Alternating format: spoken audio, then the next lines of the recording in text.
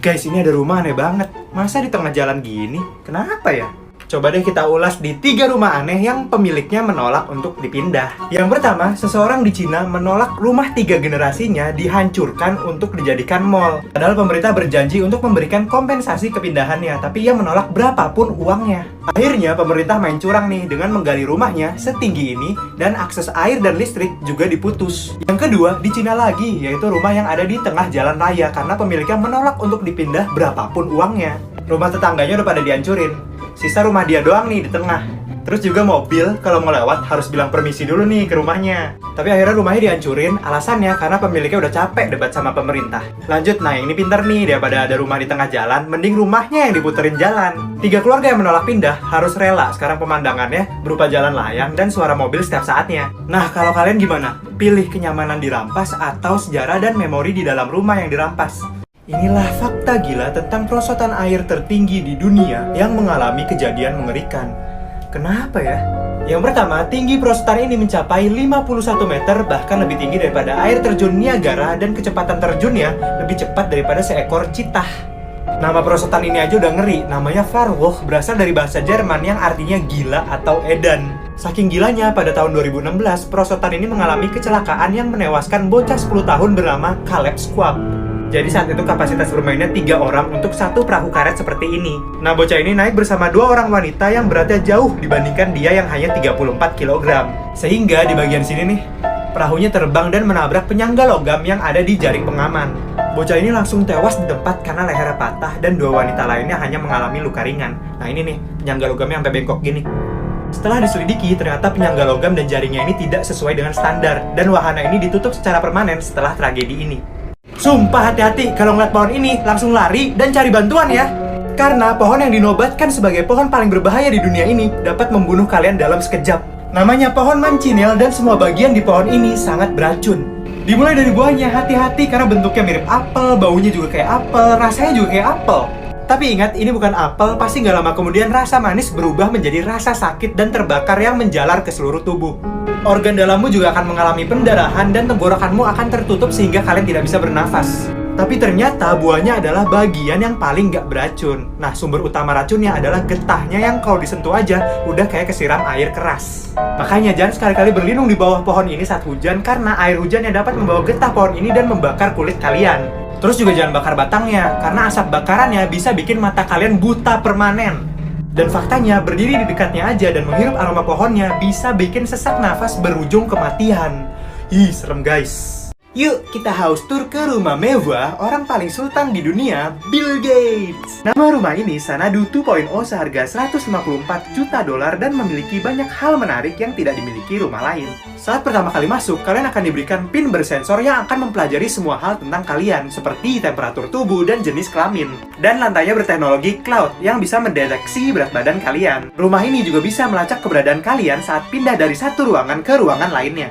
Dan suhu setiap ruangannya akan berubah secara otomatis menyesuaikan temperatur tubuh kalian. Selanjutnya, di setiap ruangan ada layar TV yang tayangannya bisa berpindah kemanapun kalian berada. Begitupun juga dengan musik, karena di balik wallpaper dinding setiap ruangannya ada speaker, bahkan di bawah kolam renangnya aja juga ada loh. Terakhir, di rumah ini bahkan ada bioskop, trampolin, perpustakaan, SeaWorld, dan bahkan ada pantai buatan yang pasirnya diimpor langsung dari Karibia. Nah, ini baru The Real Sultan. Coba tag TikToker Sultan dan yang ngaku-ngaku Sultan ya di komen. Jadi, menurut hukum fisika, kita sebenarnya melayang loh. Dan kita tidak bisa menyentuh apapun. Jika kalian sekarang duduk di kursi, secara teknis tubuh kalian tidak menyentuh kursinya, melainkan melayang di atas kursinya dengan celah sangat-sangat kecil berukuran atom. Dikarenakan kursi, pantat kalian, dan semua yang ada di kehidupan terbuat dari atom. Dan atom terdiri dari inti atom yang dikelilingi oleh elektron. Ketika 2 atom berdekatan nih, mereka tidak akan bereaksi dan berhubungan. Keduanya tidak bisa menyentuh satu sama lain, karena keduanya memiliki muatan negatif yang sama sehingga saling tolak-menolak. Jadi yang sebenarnya kita rasakan di kulit itu adalah gaya tolak-menolak antar elektronnya, bukan bendanya. Bahkan jika kalian memotong sesuatu seperti ini, guntingnya tidak sama sekali menyentuh kartunya. Jadi, jika kalian mencium ibu kalian atau mengelus kucing, itu bukan kalian yang menyentuhnya, tetapi gaya tolak antar elektron yang melakukannya. Like dan share video ini karena sangat mudah. Menurut hukum fisika, kalian bisa like video ini tanpa harus menyentuh tombolnya. Share video ini ke seseorang yang merasa dirinya gagal. Orang ini bernama Derek Redmond, seorang atlet asal Inggris yang dijagokan menang pada Olimpiade di cabang lari 400 meter. Saat setengah lagi mencapai finish, ia terhenti dan merasakan sakit yang luar biasa pada kakinya. Hingga ia terjatuh kesakitan dikarenakan otot hamstringnya robek. Sejenak ia ingat perkataan ayahnya untuk selalu menyelesaikan apa yang sudah dimulainya. Oleh karena itu, ia langsung bangkit kembali dan melanjutkan pertandingan dengan menahan rasa sakitnya. Tiba-tiba orang dari pinggir lapangan menerobos keamanan dan berniat untuk menenangkannya. Dan ternyata, orang itu adalah ayahnya. Ayahnya berkata, "Nak, kamu tidak harus melakukan ini." Derek menjawab, "Tidak ya, aku harus menyelesaikan pertandingan ini." Kemudian ayahnya menjawab, "Baiklah nak, ayo kita selesaikan bersama-sama." Saat mencapai garis finish, ia mendapat tepuk tangan meriah dari penonton dan akan dikenang selamanya. Mengajarkan kita bahwa kebanggaan terbesar bukanlah tidak pernah gagal, tetapi jika kita mampu bangkit setiap kali jatuh. Gila, inilah kisah Superman di kehidupan nyata yang memiliki stamina super bisa berlari selamanya. Kalian pasti nggak akan percaya, tapi ini 100% kisah nyata. Namanya Dean Karnazes, seorang pelari maraton yang pernah berlari 560 km selama 3 hari tanpa henti, tanpa tidur. Ilmuwan lalu melakukan serangkaian tes untuk mengetahui penyebabnya. Hasilnya, ia memiliki kondisi genetik langka sehingga dia dapat terus membuang laktat yang dihasilkan saat berlari. Dengan kondisi ini, ia pernah berlari 200 km menyeberangi tempat terpanas di dunia, yaitu lembah kematian. Di tempat terdingin pun ia juga pernah, yaitu di Kutub Selatan. Ia pernah menjadi pelari maraton pertama di sana pada suhu minus 45 derajat. Yang terakhir, ia sudah pernah berlari di 7 benua 2 kali selama hidupnya. Yang artinya, ia telah menyaksikan seluruh dunia dengan berlari. Super nggak tuh?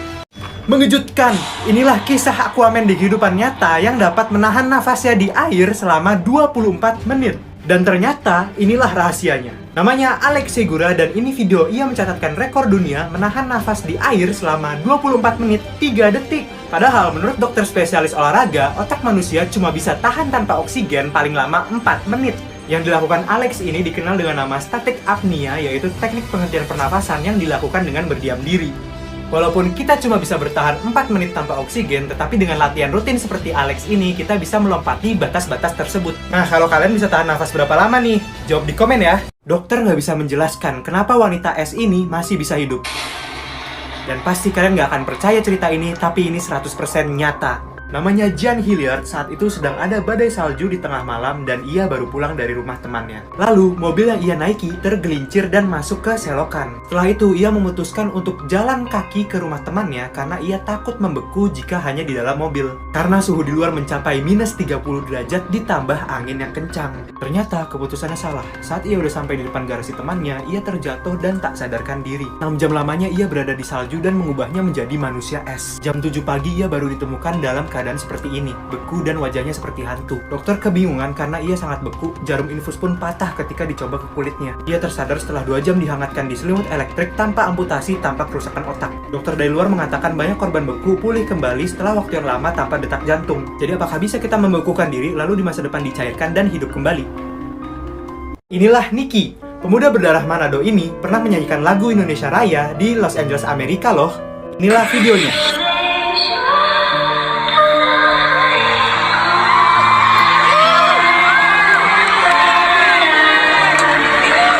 Tapi sayangnya masih banyak orang Indonesia yang belum tahu dia dan mengira Nicky itu Nikita Willy. Eits, bukan ya, namanya adalah Nicky Zevanya, seorang musisi kelahiran Jakarta yang go internasional. Ia pada awalnya aktif mengcover lagu dan merilis single di YouTube. Dan dari situlah Rich Brian dari 88 Rising tertarik dengan suara Nicky dan mengajaknya masuk ke label musik asal Amerika tersebut. Lalu karir internasionalnya melejit di sana. Lagunya yang berjudul Spell sempat menjadi trending 1 di Korea Selatan berkat kedekatannya dengan Lisa Blackpink. Hebatnya lagi, pada tahun ini ia masuk ke daftar Forbes 30 Under 30 Asia. Nicky yakin bahwa anak-anak muda di Indonesia bisa menjadi seperti dia dengan terus berkarya dan menjadi diri sendiri. Semangat berkarya ya! Beruang ini adalah tentara di Perang Dunia Kedua, dan ia berperilaku seperti manusia. Hah, kok bisa ya? Awalnya, beruang ini diadopsi oleh tentara Polandia karena yatim. Ibunya udah mati ditembak oleh pemburu. Tentara namanya Wojtek, dan saking jinaknya nih, ia tidur berdampingan dengan tentara di tenda. Hobinya adalah memeluk tentara dan bermain gulat-gulatan. Wojtek suka meniru apapun yang dilakukan sekitarnya, seperti ia bisa berdiri dengan kedua kakinya, bahkan ia bisa meminum bir langsung dari botolnya, dan memakan rokok. Hah? Sebelum ikut perang, sesuai regulasi, ia diberi catatan gaji dan berpangkat prajurit. Nah, saat perang, ia juga meniru apapun yang dilakukan sekitarnya, seperti mengangkat peti yang normalnya diangkat 4 orang, tetapi dia bisa mengangkatnya sendirian. Wojtek juga mandinya pakai shower loh, tapi karena dia boros air, tentara ngunci kamar mandinya nih. Suatu hari ia melihat kamar mandinya nggak dikunci nih. Nah, pas mau showeran, ia melihat mata-mata Arab sedang bersembunyi. Karena mata-mata Arab tersebut sangat takut dengan Wojtek, maka ia membeberkan rahasia serangan yang akan datang. Setelah itu Wojtek diberi hadiah mandi shower sepuasnya dan kenaikan.